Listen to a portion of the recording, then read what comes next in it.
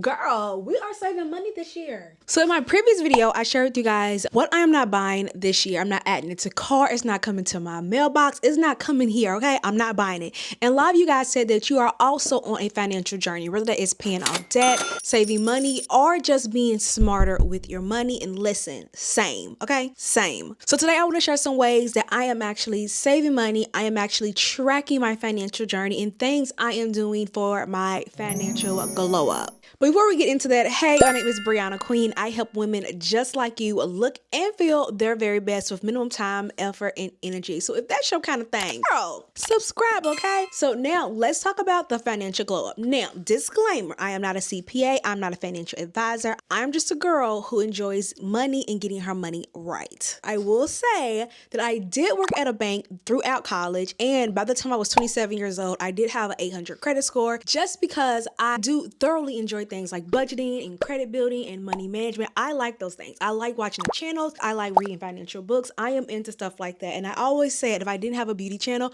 I would have had a finance channel. I do enjoy financial literacy, and I do want to share with you guys how I have been on this financial journey as well as things I am doing to get back on my financial glow up, because I have had some things happen in the past few years financially, and I want to get back onto the journey of, being the financial girl. So I want to share with you guys some things I have learned, some things I am doing, some things I will be doing on this financial journey. So number one, I am tracking where my money goes. So I feel like one of the easiest ways to save money is to just track your money. And I also feel like this is the most important thing. I'm a firm believer in what gets measured gets managed, and what you don't measure, you also don't manage. So I am pretty old school. I use a spreadsheet to track my money, to track my debt, track my saving, all of those things. If you're interested in this Excel sheet that I use, I will provide the link down below. But inside my Excel sheet, I pretty much track all of my financial journey. Do I make? How much money are my bills? How much money is in savings? How much money is in debt? It's like a little snapshot of how much I make every single month, as well as how much money are my bills. And just so you guys know, this is not like my real income, my real bills and all that stuff. I am not comfortable sharing all that. So I did just create like a little income and in bills. So you just kind of set a snapshot. I can tell you how much money are my bills every single month. I can tell you how much money goes towards my mortgage, how much money goes towards my savings, how much money goes towards groceries. And I really try to track that. Obviously some months are going to be greater than others, where some months I may spend more money in groceries, some months I may not. Some months my baby may get sick, so I have to, add that expense of the deductible for his pediatrician appointment. So every month is not the same, but I really do try to track my money so I can ensure I know where every dollar goes. So I do have my bills snapshot tab, which pretty much shows how much money I make. All right, so then the next tab I have is all about my debt. So last year we did have to replace our air conditioning unit, and that was not cheap. And you guys know, or maybe you don't know, I live in Tampa, Florida. So us having AC is a requirement. Like, we can't go without. So we did have to completely replace our AC unit. And so we did not want to dip into our savings. So we did take out a personal loan for our air conditioning. But my goal this year is I want to pay that sucker off. I want to pay off that personal loan. So that is one of my goals for this year, is to pay off that debt. So I am managing how to pay that off early. So I calculate how much money I have every single month I can put towards that debt. So for example, February or March, we get our taxes back. I can contribute more money to paying off that debt. So maybe in March, I'll have more money to contribute to it. And it does show me how much money I have left on this loan,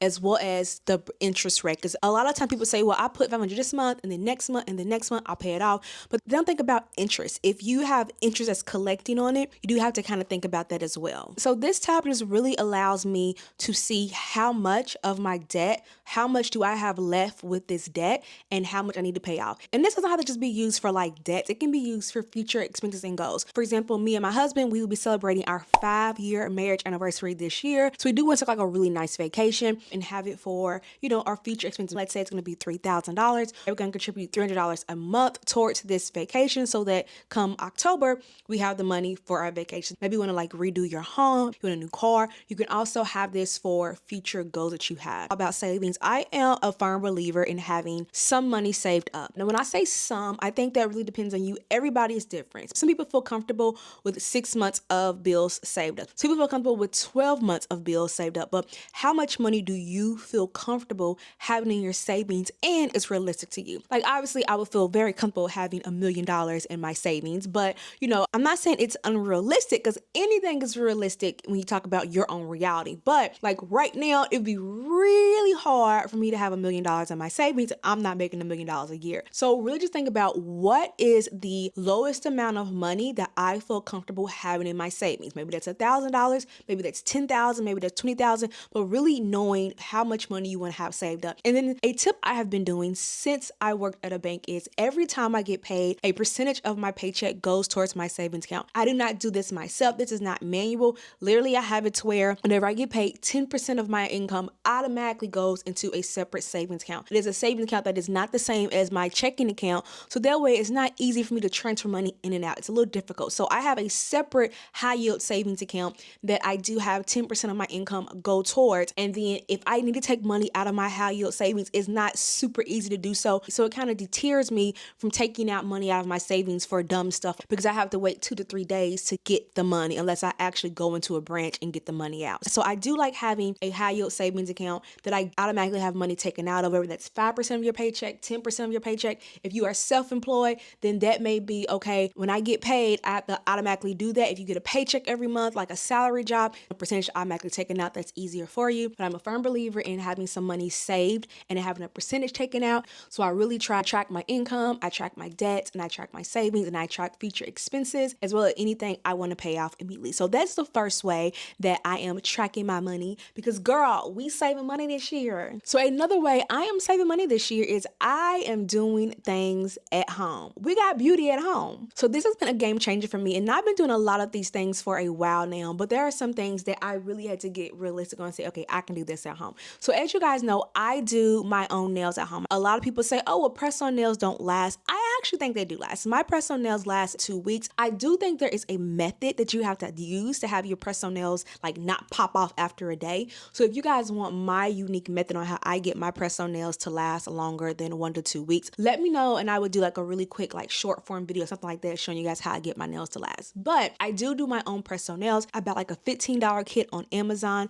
and that $15 kit, I'm able to use those nails for at least 3 to 6 months. So $15 between 3 to 6 months, that definitely beats paying $75 every 2 to 3 weeks for nails. So doing beauty treatments at home. I also do my own facials. I do my own pedicures. I've been doing my own pedicures since the pandemic, and I love it. I love doing my own pedicures. I have a whole pedicure kit. I do that on my own. I do my own eyebrow tint. I do have a video where I share how I do my own eyebrow tint. I'll do my own fluster lashes. There are lots of things I do at home, especially as a beauty content creator. I do have to look presentable, right? Like I can't be a beauty content creator and I'm out here looking busted. So a lot of stuff I do at home. So I am able to stay looking, put together, and I still feel cute and look cute, but I'm not having to spend all this money on beauty maintenance. And I do want to say, like, you don't have to do everything at home, right? Like for me, don't judge me. I hate washing my hair. I hate it. So I do pay someone to wash my own hair. But that is the one thing I figured, you know what? I'm okay spending that because like when I think about that versus time, it's not worth it. So just think about what are some things that you spend money on that you don't mind doing yourself and will not take a lot of your time and a lot of your energy, and then do it yourself. For me, nails, I can do my nails at home and I can do my own feet. But for my hair, no, I want somebody else to do my own hair. So that's another way that I am saving money is I am just doing things at home. Another thing I'm doing is I am eating out less. Food is so expensive. Groceries are expensive. Going out to eat is expensive. Uber Eats is expensive.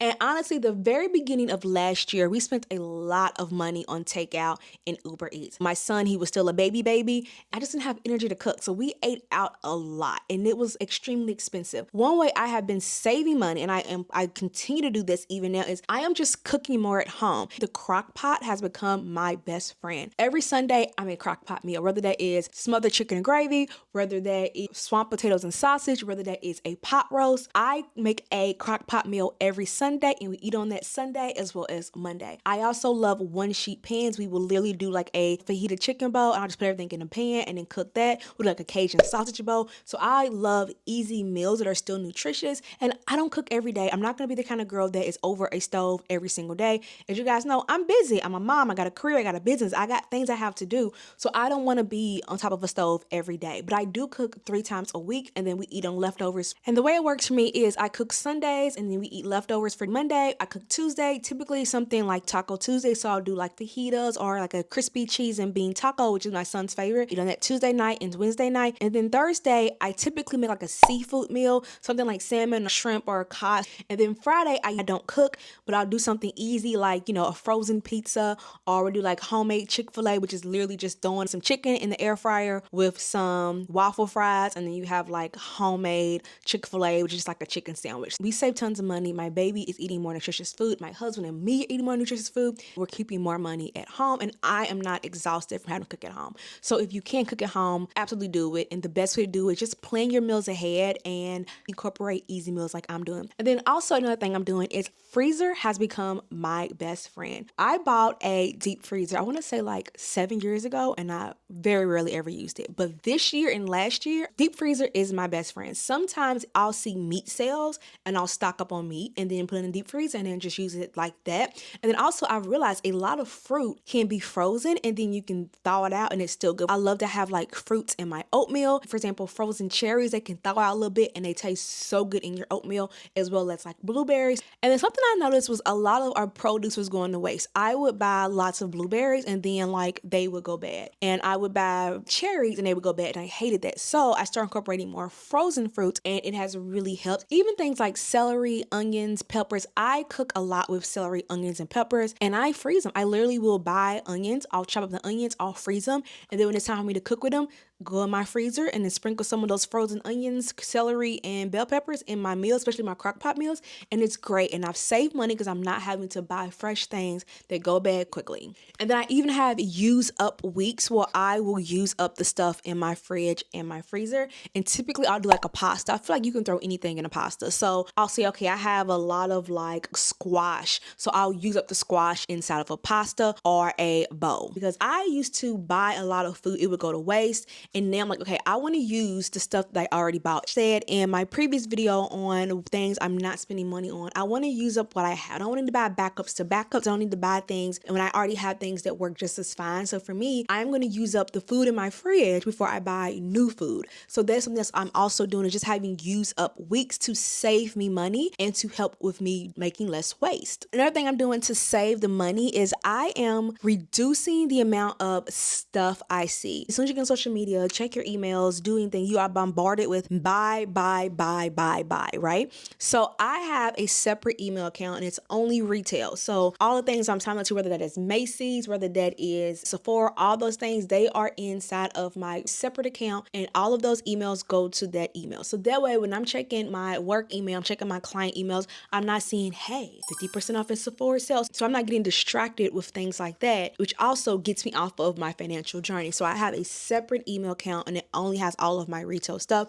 And it also goes towards creators. I myself am a content creator. I do make money from affiliate income, but I have also unsubscribed from creators who only push buy. I have unsubscribed or muted or unfollowed people who are constantly showing the newest outfit to buy and the newest makeup product to buy. So if that's what you have to do that as well. Now, there are some creators I do still follow. I love their sense of style. I love how they do their makeup. So I'll follow them. But I have reduced people who I don't really connect with, who are only talking about buy this, buy this, buy this, buy this, buy that. If all I see from someone is constant consumerism and I don't even see like their actual personality, I tend to unfollow them because I don't need that. But I am way more intentional with the content that I see. I'm more intentional with curating my algorithm because we are saving money, sis. We are not buying everything this year. And then another thing I am doing this year to save money and stay on my financial journey is I am getting off my damn phone. So this is a big one and it's honestly been a life changer. And I just started doing this, I want to say like 4 months ago, and we are continuing into the new year because I love it. Instead of doom scrolling, always seeing the latest trends on TikTok, I am getting offline. I am putting my phone down. Putting my phone down allows me to not do all this impulse shopping, especially late at night.